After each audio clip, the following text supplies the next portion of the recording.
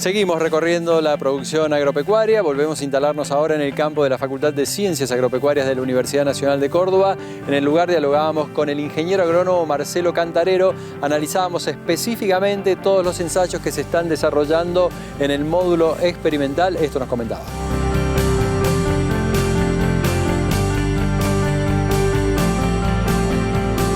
Bueno, aquí en el campo de escuela, dentro de lo que es el área experimental del campo de escuela, tenemos un módulo demostrativo donde la mitad del módulo se maneja en secano y la otra mitad del módulo está manejado con un sistema de riego subterráneo.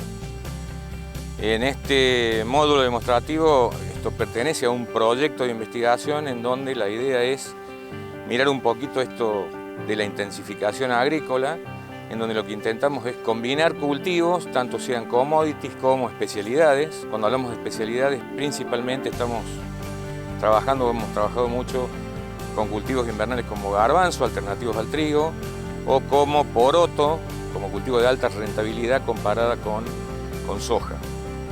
En este momento tenemos sembrado, bueno, estamos por cosechar un maíz de siembra tardía, en el sector que viene aquí a mis espaldas, y en el sector que tenía poroto alubia, hemos sembrado trigo.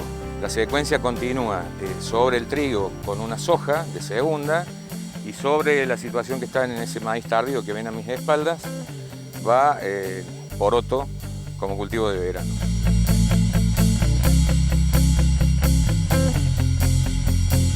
Bueno, las líneas de investigación básicamente tienen que ver con adaptar estos sistemas en la secuencia de manera de tener una secuencia medianamente continua en el tiempo de cultivos, que el suelo esté trabajando permanentemente, mirando un poquito la rentabilidad y mirando algunos aspectos básicos de manejo que tienen que ver con la adecuada fecha de siembra, el tipo de cultivar de algunas de estas especies que estamos manejando. Por ejemplo, en el caso de poroto, las variedades que se están sembrando en algunas situaciones aquí en todo el centro norte de Córdoba provienen del NOA, entonces necesitan mirarlas un poquito más específicamente para ver qué nivel de adaptabilidad tienen a este tipo de ambientes.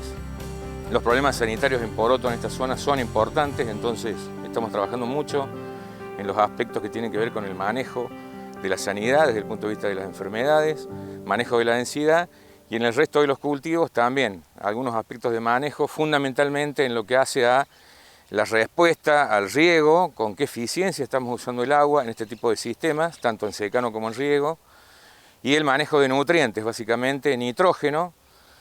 Digo básicamente nitrógeno como macronutriente porque en este tipo de ambientes o este tipo de suelo que tiene el campo de escuela no tenemos grandes problemas de fósforo y algún otro macronutriente que hemos probado con muy buen éxito en algunos casos es azufre y tenemos inclusive esta combinación con micronutrientes en donde dan un delta de rendimiento para algunos cultivos, sobre todo en gramíneas, muy interesantes para mirar cómo estamos generando rendimiento y con qué eficiencia estamos usando ese tipo de recursos, ¿no?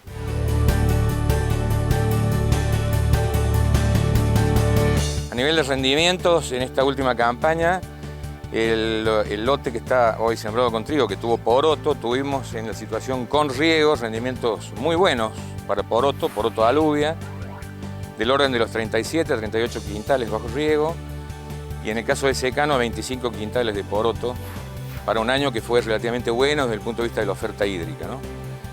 En el caso de trigo, como cultivo invernal tradicional, en situaciones bajo riego, con un excelente manejo de la elección del cultivar, el manejo sanitario y la fertilización, sobre todo nitrogenada, hemos explorado rendimientos que superan holgadamente los 70 quintales. Hemos llegado casi hasta, en algunas situaciones, a ver rendimientos de 90 quintales. Y en el caso particular de maíz, como uno de los cultivos más importantes, como eslabón en la secuencia de cultivos, por el aporte de rastrojos que hace, por la calidad del rastrojo que deja en el perfil y por el nivel de cobertura que deja el cultivo, en situaciones bajo riego, para maíces tardíos, hemos llegado a explorar techos que superan los 150 quintales y en el mejor manejo, con la mejor provisión de nutrientes y con la mejor densidad, hemos llegado a cerca de los 175, 178 quintales por hectárea. Y ahora en pocos minutos veamos cómo continúa el proyecto en el módulo experimental del campo de la facultad.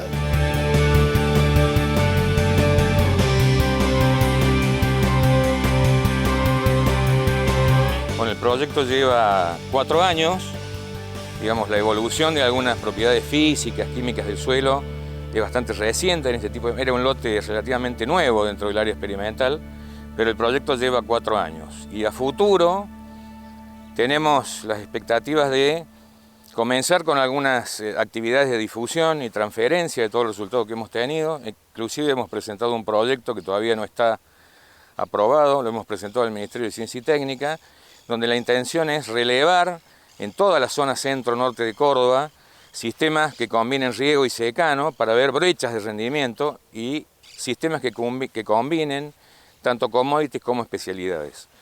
Mirando un poquito en cómo hacemos para mantener los recursos productivos con un bajo impacto ambiental y tratar de estimar o tratar de medir y ver qué es lo que el productor en este momento que está haciendo o está invirtiendo en este tipo de tecnología, cuáles son los niveles de rendimiento que tienen, cuáles son las brechas de rendimiento que hay entre sistemas de secano o bajo riego y apuntar un poquito a mejorar sistemas de producción tratando de obtener la máxima producción por unidad de tiempo y superficie.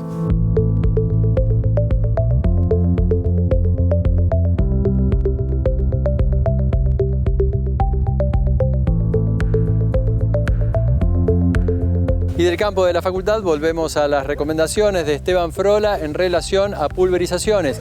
Los detalles que tener en cuenta. Siguiendo con la premezcla, cuando uno va a hacer, por ejemplo, atracina o formulaciones WG, que son granulados, es importante no hacerlo como lo hace la mayoría. Ninguno usa el mixer de la máquina. Lo que hacen es subirse a la máquina con las bolsas y echarlo directamente por la boca. Eso es incorrecto, porque por más buen mezclado que tenga la máquina, no sería lo correcto. Lo bueno es hacerse un tacho de premezcla de 200 litros y hacer una predilución en más o menos 100-120 litros de agua. Lo bueno sería que uno vaya haciendo la carga después de haber hecho la prueba de compatibilidad y saber el orden de esta formulación y que haya una predilución de la formulación antes de ingresar al tanque. El tanque, por supuesto, cuando uno va a iniciar la carga, debería tener más de 200-300 litros y los mezcladores hidráulicos deberían estar funcionando.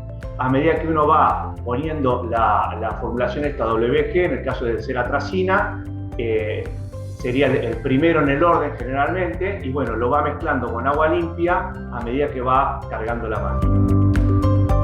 Y en los últimos minutos de este segmento ponemos la atención en lo que está sucediendo con los valores de la comercialización ganadera en el noroeste cordobés. Repasamos ahora valores de referencia de la comercialización ganadera en el noroeste cordobés. Para los terneros hasta 160 kilos, el precio promedio fue de 228 pesos. Entre 160 a 200 kilos, 227 pesos. En el caso de la hembra, hasta 160 kilos, se comercializaron en un promedio de 208 pesos y de 160 a 200 kilos en 204 pesos. Novicitos en 193 y lo más pesado, entre 370 y 400 kilos, se vendieron en 113 pesos. Vaquillonas, 177 pesos, vaca gorda en 133, la vaca manufactura en 106, la de invernada en 80, la vaca conserva en 58 pesos y la vaca con cría en 21.271 pesos de promedio. En el caso de los toros, el promedio fue de 121 pesos. Referencia, remate de la empresa Ganados en Deán Funes, Córdoba. Momento de una nueva pausa en nuestro programa. Enseguida continuamos en el próximo bloque de Campo Activo. Venimos con estos temas. En el último segmento de Campo Activo nos daremos una vuelta por el INTA y estaremos hablando de apicultura con el ingeniero agrónomo Quique Sosa. Ya continuamos.